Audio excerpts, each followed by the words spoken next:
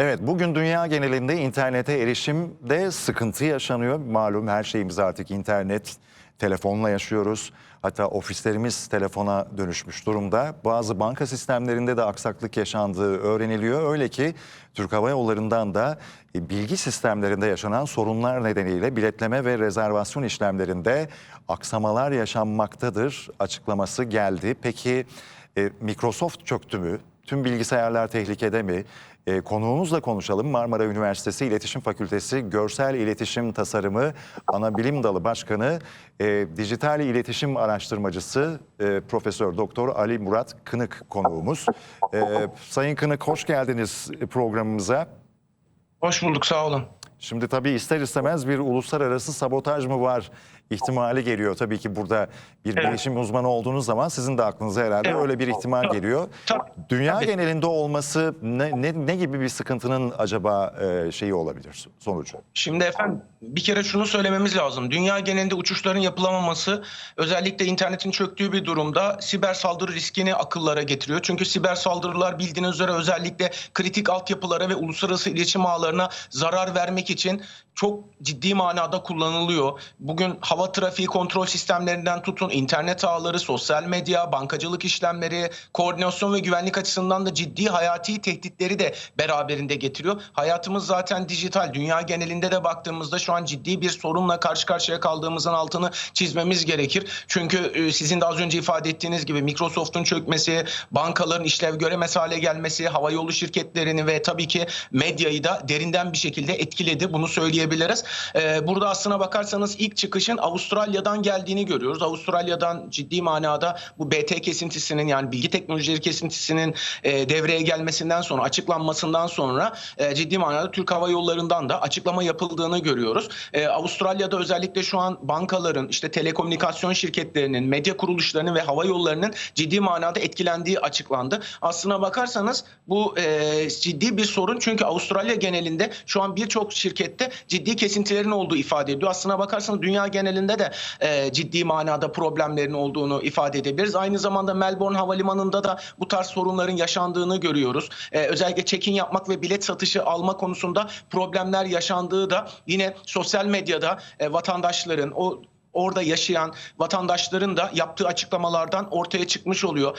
Bunun üzerine işte dediğim gibi Melbourne'dan var olan açıklama üzerine bir de şimdi Türk Hava Yolları'ndan bu açıklamanın gelmesi, özellikle basın müşaviri Yahya Üstün'ün işte sosyal medyadan yaptığı açıklamada işte bilgi sistemlerinde yaşanan problemler nedeniyle biletleme ve rezervasyon işlemlerinde sorun yaşandığı ifadesi aslına bakarsanız Avustralya'dan yapılan açıklamayla birebir örtüşüyor. İşte bu durum dolayısıyla ciddi bir güven riski. Sayın Kınık, şimdi Avustralya'dan başladı ama İngiltere, Hindistan, Japonya, oradan da hep bilgisayar sistemleri çalışmıyor şeklinde şeyler. İngiliz Sky Televizyonu mesela yayınını durdurdu. Yayın yok. Amerikalı Frontier'de de 40 uçuş iptal edildi. Evet efendim, yani bakın medya demek zaten internet demek oluyor. Artık bilgi akışının buradan gerçekleştirildiğinin altını çizmemiz gerekir. Dolayısıyla sadece uçuş sistemleri ya da bankacılık sistemlerinde değil, bununla birlikte bütün iletişim ağlarında da bu problemin, bu sorunun var olduğu bilgisi tüm dünya geneline yaygınlaşmış durumda. Bu dolayısıyla yerel bir çaplı saldırı değil, küresel çaplı bir saldırı riskini beraberinde getirmiş oluyor. Hatta burada belki de veri güvenliğine de dikkat etmemiz lazım. Hani bu belki bir şöyle söyleyeyim. Mesela DDoS saldırıları vardır. Bu DDoS saldırıları geçici süre belli sitelere organize edilir. Yani o sitenin trafiğini azaltabilmek açısından örnek verelim. İşte o sitenin bir kapasitesi vardır. Diyelim bir web sitesinin 5000 kapasitesi var ama ne yapıyorsunuz? 10.000'lik trafik gönderiyorsunuz. Ne yapıyorsunuz? Onu geçici bir süre hizmet reddi saldırısıyla, yani işlev göremez hale getiriyorsunuz. Fakat buradaki durum lokal değil. Yani belli bankalar ya da belli işte dediğim gibi işletmelere yönelik yapılan bir saldırı değil. Tüm dünya genelinde var olan bir saldırıdan bahsediyoruz. Tabii detaylar şu an gelmedi. Sadece var olan sorunlar ve problemler şu an aktarılmış oluyor. Şu konuşuluyor. Yani Microsoft içindeki CrowdStrike antivirüs programının neden olduğu sanılıyor. İşte o yüzden ekranlar hep maviye düşüyor deniliyor. Şimdi dediniz çok güvenlik konusunda çok büyük bir risk taşıyabilir. Biz neden endişe duymalıyız şimdi bu kesintiyle ilgili? Yani bu bir siber saldırıysa sıradan bir vatandaş olarak nelerden endişe etmemiz gerekiyor ve ne yapmalıyız?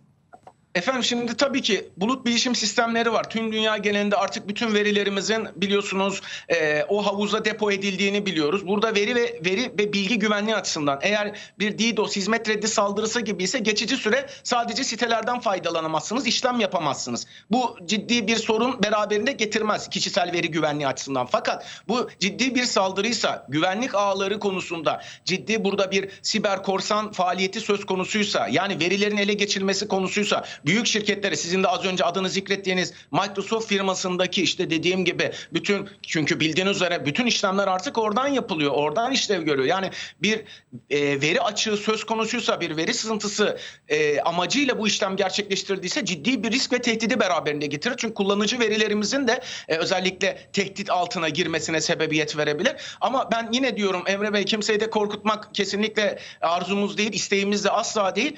Burada tabii ki BTK'dan da ben bir açıklama bekliyorum. Mutlaka BTK'da bu konuyla ilgili, çünkü THY'deki, Türk Hava Yolları'ndaki bu sonuçta biletlerin işlem Tabii gerçekleştirememesi. diğer hava yollarında da yaşanıyordur. Evet, aynen öyle. Ama şimdi şöyle, tabii ki biz kendi ülkemizden bekliyoruz şu an açıklamayı BTK olarak, hani Türk Hava Yolları özelinde bunu söylüyorum, ama tüm dünya genelinde yayınların durması, bankacılık işlemlerinin yapılamaması ciddi bir sorunu beraberinde getiriyor. Ben yine de Emre Bey şu an sakin kalmanın daha faydalı olacağını düşünüyorum. Çünkü bir anda korkuyla, panikle hareket edersek ciddi sorun olabilir. Çünkü zaten dünyayı tehdit eden bir sorun şu an bu. Bu karşılaştığımız sorun dünyayla alakalı bir problem. Bu noktada açıklamalar yapılacaktır ama şu an sadece hizmetlerin gerçekleştiremediği, hizmetlerin verilemediği, özellikle Türk Hava Yolları'ndan tutun, işte dediğim gibi, az önce söylediğim gibi Melbourne Havalimanı'ndan, işte bununla birlikte efendim İngiliz yayın şirketlerinden yapılan açıklamalar, Amerikan firmalarından yapılan açıklamalar var. Bu dolayısıyla küresel ölçekli bir saldırının izlerini bence taşıyor diye düşünüyorum. Tabii ki bununla ilgili gerekli açıklamalar yapılacaktır. Microsoft firması da bununla ilgili muhtemelen bir açıklama yapacaktır. Çünkü onun da özellikle sosyal medya ve internet ortamında çok ciddi manada hedef alındığını görüyoruz yapılan açıklamalar sebebiyle. O yüzden bence sükunette kalıp bekleyip görmek daha faydalı diye düşünüyorum. Evet, Emre yani Bey. hiç böyle büyüklükte bir aksaklık yaşamış mıydık, hatırlıyor musunuz? Yani Emre Bey, geçmişte de bu tarz olaylar olmuştu ama dünya genelinde, yani örnek vereyim, Türkiye özelinde oluyordu, Rusya Evet. özelinde oluyordu. Ama böyle bütün dünyayı ilgilendiren, yani mesela hava sistemlerinin tamamen kullanılamadığı bir saldırı ben yani düşünüyorum da hatırlayamadım Emre Bey. Yani bu işin içerisindeyim, yıllardır bu alanda çalışıyorum. Hiç böyle köklü birçok ülkeyi, birçok noktayı etkileyecek bir saldırıyla karşı karşıya kalmamıştık efendim. Şimdi tabii ki işte yazılım kaynaklı sorunlar ortaya çıkıyor. Hava yolları, bankalar, hastaneler hatta orada büyük bir sıkıntı yaşanıyor. Kendi ülkemizden örnekler veriyoruz ama dünyada da bunun yaşandığı aktarılıyor. Evet. Akla tabii ki bir sürü güvenlikle ilgili kaygılar geliyor. Yani sınır güvenliği, keşif uçuşları, başka şeyler, ama şu da var. Bu kesinti olmadan havada olan uçaklar şu anda mesela kuleyle irtibatlarını kurabiliyorlar mı? Yani yoksa bir kör uçuş mu gerçekleşiyor?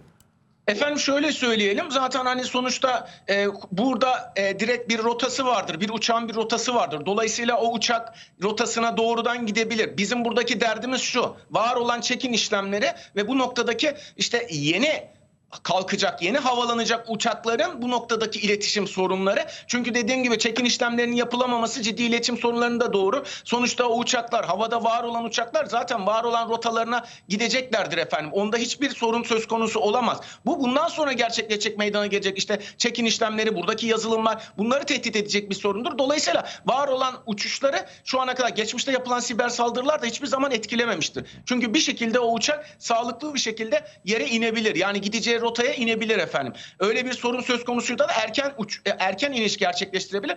Orada geçmişte de hiçbir sorun yaşanmamıştır. Yani dolayısıyla işte havada işte var olan uçaklar bundan etkilenecek mi? Böyle bir durum söz konusu olamaz. Fakat bundan sonra kalkacak uçakların hem rotasının tespiti hem yolcuların işte check-in işlemlerinin gerçekleştirilmesi konusunda problemler yaşanabilir efendim. Özellikle onun altını çizmemiz Evet, gerekiyor. Ali Murat Kırık, şunu da sormak istiyorum. Yani Microsoft gibi birçok işte hani bu dünya devi diyebileceğimiz bu konuda internet, bilişim, bütün bunlarda böyle bir Evet. aksaklıkla karşılaşıyoruz ama ne kadar bir süre daha bu sıkıntı devam ederse hakikaten çok büyük çaplı bir sıkıntıya dönüşür. Efendim ben size şöyle söyleyeyim. Bu tarz sorunlar genelde işte dediğim gibi 24 saati aşarsa eğer gerçekten, çünkü böyle eğer ufak bir sorunsa çok rahat bir şekilde 2-3 saat içerisinde, maksimumunu söylüyorum, çözülebilir. Ama 24 saati aşan sorunlarda, 24 saati aşan kesintilerde hizmet verememekte, bilin ki efendim bu köklü ve çok ciddi bir siber saldırı olabilir. İşte onun bedeli çok daha ağır olacaktır. Sadece hani bunu Türkiye açısından demiyorum, Türkiye özelinde söylemiyorum. Dünya genelinde bunu ifade etmemiz lazım efendim. Evet.